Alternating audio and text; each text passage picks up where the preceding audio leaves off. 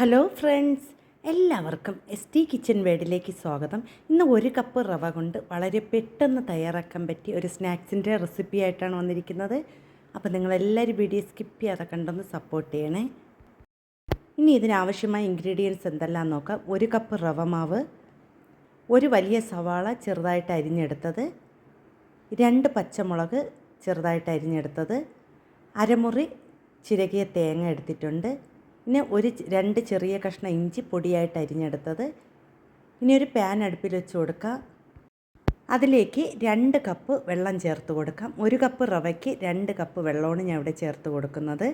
ഇനി ഇതിലേക്ക് ആവശ്യത്തിന് ഉപ്പും 1/2 ടീസ്പൂൺ മഞ്ഞൾപ്പൊടിയും കൂടി ചേർത്ത് കൊടുത്ത് നല്ലതുപോലെ മിക്സ് ചെയ്ത് ഒന്ന് തിളപ്പിച്ചെടുക്കാം.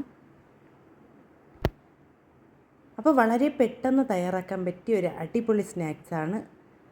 അപ്പോൾ അതാ വെള്ളം ഇവിടെ നല്ലതുപോലെ തിളച്ച് വരുന്നുണ്ട്. ഇനി ഇതിലേക്ക് റവ മാവ് കുറച്ച് വീതം ചേർത്ത് കൊടുക്കാം കേട്ടോ.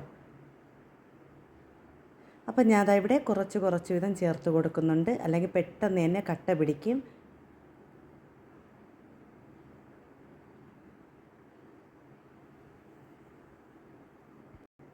അപ്പോൾ ആ റവ മാവ് നല്ലതുപോലെ ഒന്ന് കുറുകി കിട്ടണം. ആ ഒരു വെള്ളത്തിൽ കിടന്ന് നല്ലതുപോലെ കുറുകി വരണം കേട്ടോ. തീ കുറച്ച് വെച്ച് വേണം നമ്മളതിനെ കുറുക്കിയെടുക്കാൻ. ഇനി ഇതിലേക്ക് ഞാൻ ചേർത്ത് കൊടുക്കുന്നത് ചിരകി വെച്ചിരിക്കുന്ന തേങ്ങ, അരമുറി തേങ്ങയാണ് ഞാൻ ഇതിലേക്ക് ചേർത്ത് കൊടുക്കുന്നത്. അടുത്ത് ഞാൻ ഇതിലേക്ക് ചേർത്ത് കൊടുക്കുന്ന ചെറുതായിട്ട് അരിഞ്ഞു വെച്ചിരിക്കുന്ന സവാളയാണ്. അടുത്ത ഞാൻ ഇതിലേക്ക് 2 പച്ചമുളക് ചെറുതായിട്ട് അരിഞ്ഞത് ചേർത്ത് കൊടുക്കാം. പിന്നെ ഇഞ്ചി ചെറുതായിട്ട് അരിഞ്ഞതും കൂടി ഇതിലേക്ക് ചേർത്ത് കൊടുത്ത് നല്ലതുപോലെ ഒന്ന് മിക്സ് ചെയ്തെടുക്കാം കേട്ടോ.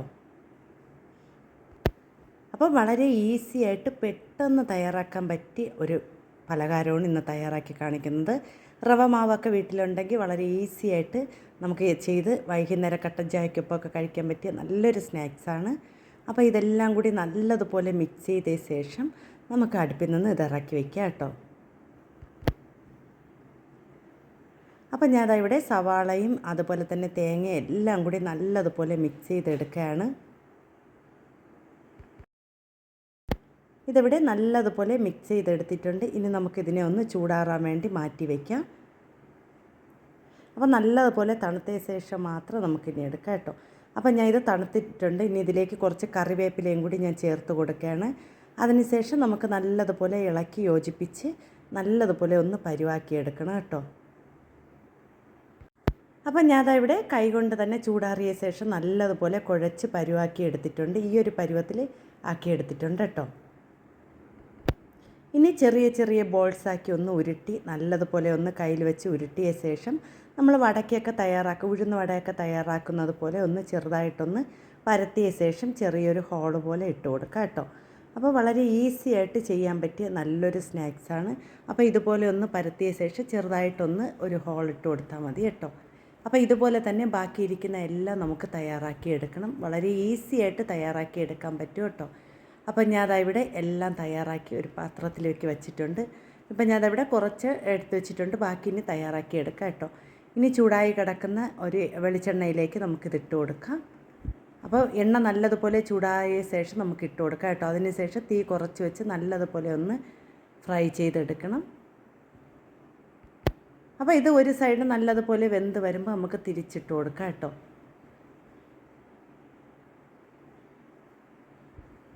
അപ്പോൾ പതുക്കെ ഒരു സ്പൂണ് കൊണ്ട് പതുക്കെ ഒന്ന് തിരിച്ചിട്ട് കൊടുക്കാം കേട്ടോ.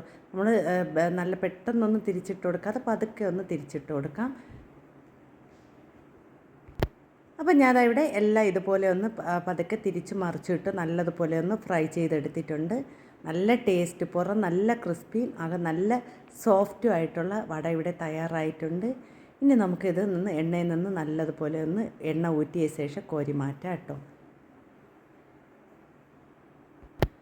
അപ്പം ഞാനവിടെ എല്ലാം കോരി മാറ്റി എടുത്തിട്ടുണ്ട്. ഇനി ഇതുപോലെ തന്നെ ബാക്കിയിരിക്കുന്ന എല്ലാം ഫ്രൈ ചെയ്തെടുക്കാം.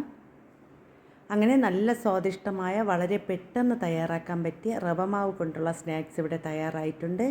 ഇതെല്ലാവരും ഒരിക്കലെങ്കിലും തയ്യാറാക്കി നോക്കണം. വീഡിയോ ഇഷ്ടപ്പെടുകയാണെങ്കിൽ ഒന്ന് ലൈക്ക് ചെയ്ത് സപ്പോർട്ട് ചെയ്യണേ. നിങ്ങളുടെ വിലയേറിയ അഭിപ്രായങ്ങളും നിർദ്ദേശങ്ങളും കമൻറ്റ് ബോക്സിൽ കമൻറ്റായി അറിയിക്കാൻ മറന്നു പോവല്ലേ.